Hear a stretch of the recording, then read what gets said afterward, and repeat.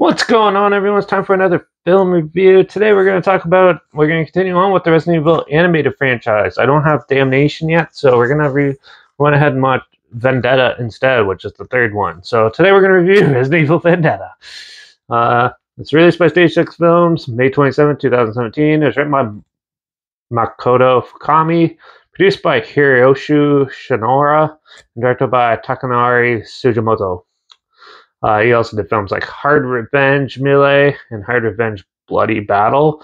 He also did Red Tears, Bushido Man, and Eat, Evade, Run, 6 Bonafide Grifters. This had a box office earnings of at least $1.6 million. And yeah, it's the third one out of 4 so far. So yeah, so we got your main characters, which are these people here. They've basically been the same characters from the first one anyways, and this guy's like a special ops agent who teams up with them and tries to take out Umbrella Corporation and their big things. But this one expands from just going into from like an underground base up into the actual city that it's going on in there. Also, there's like a side quest with this chick, side story of one of the evil Umbrella Corporation dudes losing his wife and still has the arm and just trying to groom her to be his new wife at the same time, but then he turns into this big hulking mess.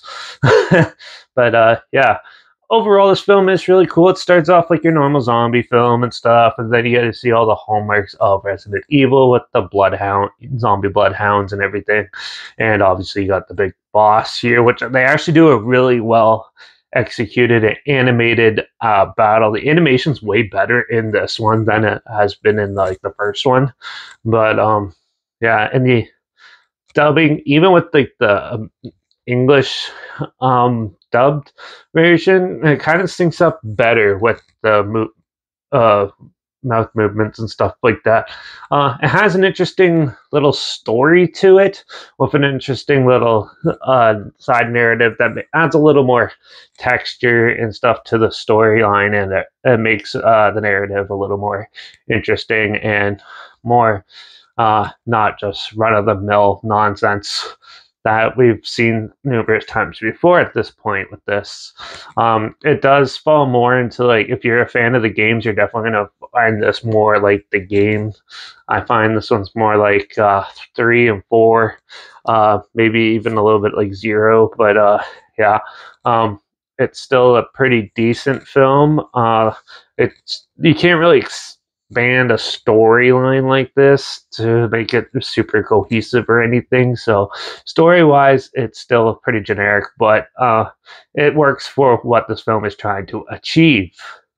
Yeah, the voice acting and stuff in this is really good. At least the English dubbed version is.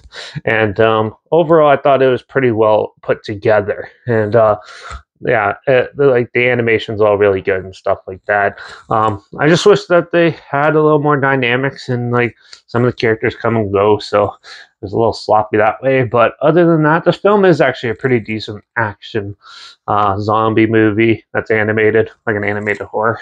Yeah, so if you've seen the other ones, this one is definitely a step up from the first one, and yeah, definitely more interesting and amusing. They're all action-packed so far, but this one is definitely one of the most action-packed, with an interesting little side story that I didn't expect to see.